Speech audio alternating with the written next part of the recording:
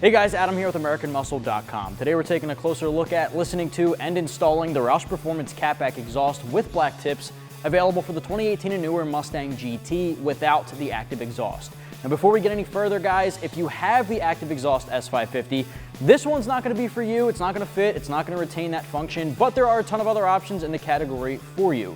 This one here, for my non-active guys, as you heard from our sound clips, I'm gonna give it 5 out of 5 on our loudness meter. I'm gonna let you know right now, cold starts in the morning, forget about it. Your neighbors are not gonna like you. It's gonna wake them up, it's gonna wake their kids. They're not gonna like it, but who cares? This thing's gonna make a ton of noise all throughout the RPM band. At idle, it's got a nice deep throaty rumble. As you get on it through the lower end of the RPM band, it's gonna snap, crackle, it's got a couple of pops. It's got some gurgles in its voice. That's what I like to hear when it comes to an exhaust like this. If you're with me, Roush is gonna be the way to go. As you start getting to wide open throttle, it's gonna be all out volume. 5 out of 5, right? It's gonna be the loudest option in the category among some of the few like the Corsa Extreme and Borla Attack. This is gonna be a player in that category, in the 5 out of 5. So if you're looking for volume while still keeping a really aggressive, really high quality sound, this is a really good way to go. It is a little bit on the raspy side, but because it's got an X pipe integrated as the mid pipe, you can expect that. It's got pretty much a straight pipe. Now there are high flow mufflers here, the bullet style mufflers, a little bit of baffling inside, so it's not quite straight pipe, but that's gonna help produce that high flow tone while allowing your exhaust gases to exit quickly. Power and torque gains with this option here, you can expect a little bit of a throttle response. It comes in right around $1,200 for the price tag. That's something you can expect with a premium brand like Roush. 304 stainless steel throughout, about 2 3/4 inch diameter for the tubing, mandrel-bent, kink-free, unrestricted tubing. That's a huge player in the category. So it's gonna be a lot more high quality than some of the more budget-friendly options. It's gonna be a lot more durable as well. Now you're retaining the quad tips out the rear end. This one's got black powder-coated tips, the Roush emblem right on the outside tip right here. I think it's a really good touch. We'll take a closer look at the details of the kit a little bit later on when we have a stock comparison on the ground here to my left. Now, if you want to get this installed, 2 out of 3 wrenches on our difficulty meter. I would say anybody can tackle it. You want to have a little bit of mechanical expertise on deck, but really, if you have the right tools and you have a little bit of time and patience, you can get the job done. No cutting, no welding, no permanent modifications. It basically bolts right up in the factory location in a bunch of little pieces. It's really not that hard to do. I'm going to take you through every step of the install. It took me about 2 hours. What do you say we get started? Tools used in this install include an impact gun or a ratchet, an extension, 13 and 15 millimeter deep sockets, flathead screwdriver, and a mallet. Now the first step of the uninstall here under our 2019 GT is to loosen up both of the band clamps holding your stock exhaust to the headers. Now what we're going to do is grab a 15 millimeter deep socket and loosen up the 2 bolts here and on the second one. Now we're not going to fully remove them, just get them loosened up so we'll be able to slide the rest of the exhaust out of place.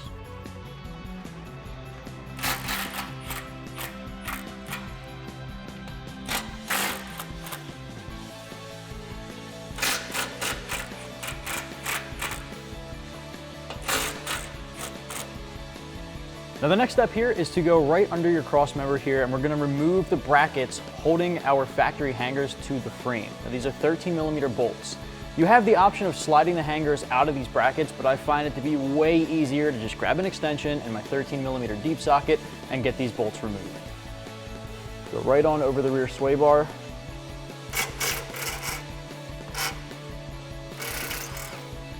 Pull those bolts out. You want to keep these because we're going to have to reuse those once we install our next exhaust. Now with those bolts removed, these brackets are actually hooked on to this cross member. So we're going to lift up and just unhook them and just rotate it down out of the way. Same thing on both sides. With the clamps by your factory manifolds or your headers loosened up, we've got the frame disconnected from those brackets on the hangers. At this point, we're gonna disconnect the stock exhaust from the headers, and I got my buddy Scott here to help me lower it down.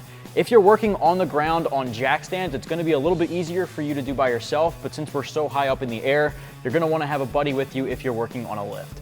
So once we get these disconnected, we're just gonna slide the whole factory exhaust out of the hangers by the exhaust tips toward the front of the vehicle, then we'll be able to set it aside.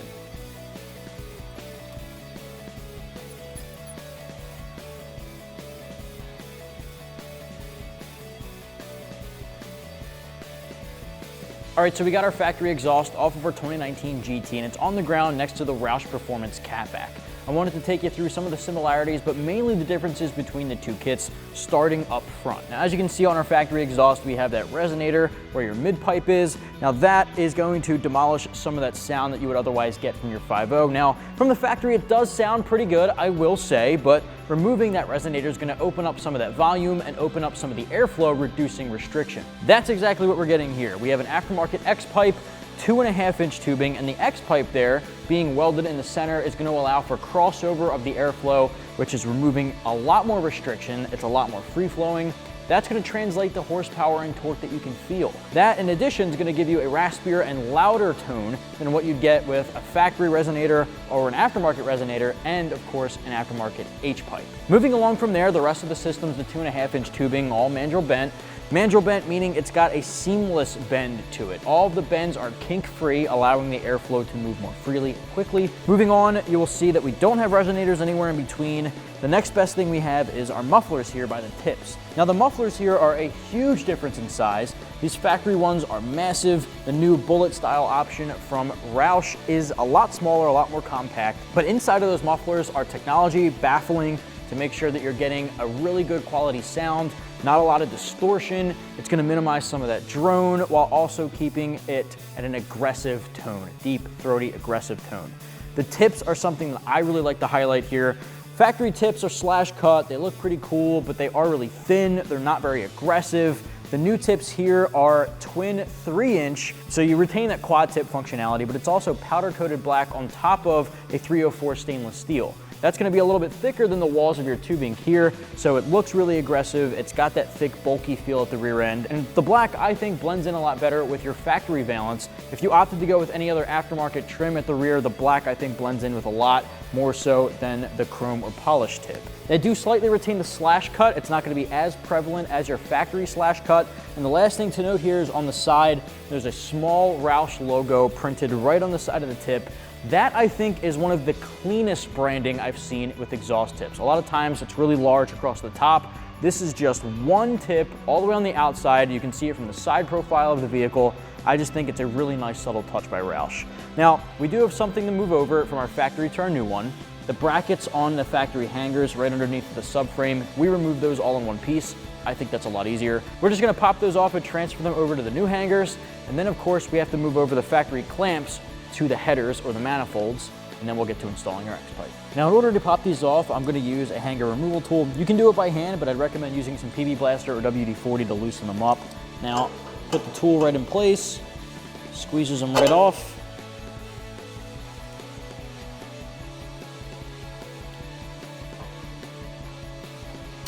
All right, now we can transfer them over.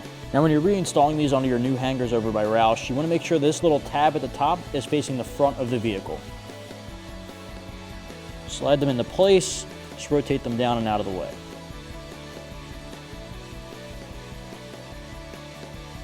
Now, when you're installing your band clamps, you want to make sure that the locking tab here is meeting up with the little button that's welded on the stock manifolds. They're kind of retainer tabs. Now, we're going to reinstall this up here. Slide that into place. If you need to, just try to separate them and loosen them up. Slide them right into place. Do the same thing for the other one.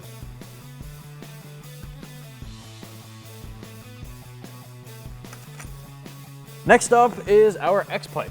You want to install that right into the clamps. Grab a 15 socket and tighten down the clamps.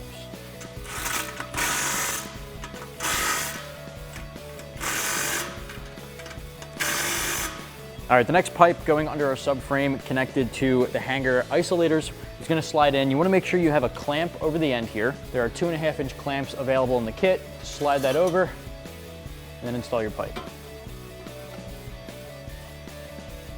You want to make sure you're seating it all the way back. It might give you a little bit of a struggle, but go back and forth. You'll get it to seat all the way in. All right, rotate it where you think you need it.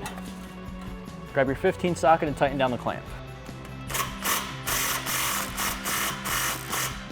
All right, now you can do the same thing for the driver's side.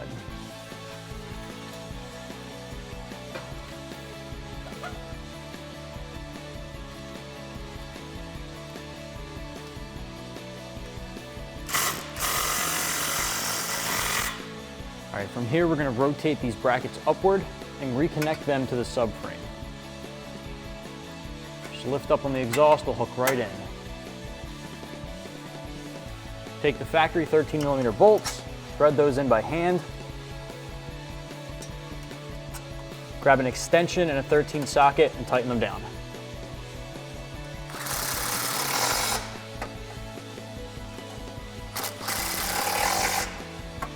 Now, starting on the muffler on our passenger side, you want to make sure you're sliding the hanger in first and then lining it up with the piping on the other side.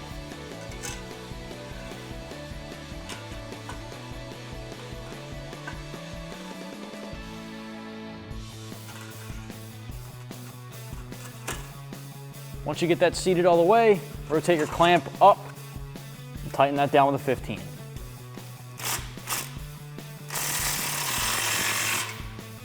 Now you can repeat for the driver's side.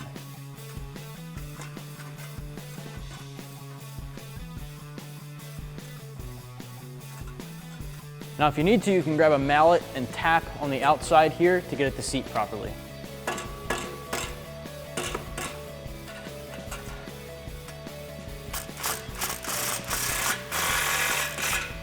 Last steps, install our tips. You want to make sure you have clamps on the end here, slide it into place on the muffler outlet. And you don't really have to worry about the positioning just yet. Try to get it as straight as possible. We're going to get this a little snug, and then we're going to go back and make adjustments. We might have to loosen up some clamps, rotate it upward to get it closer to the top here. We'll make adjustments when we're done. Just loosely install everything. Once you get this in place, we'll make adjustments.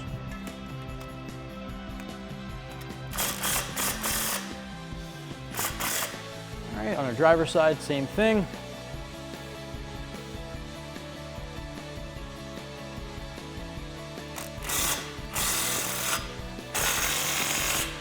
All right, now if you need to, go back and make adjustments and you're good to go. Well guys, that's gonna wrap up my review and install for the Roush Performance Cat-Back with black tips for the 18 and newer Mustang GT without active exhaust. If you wanna get this one, you can do so right here at AmericanMuscle.com.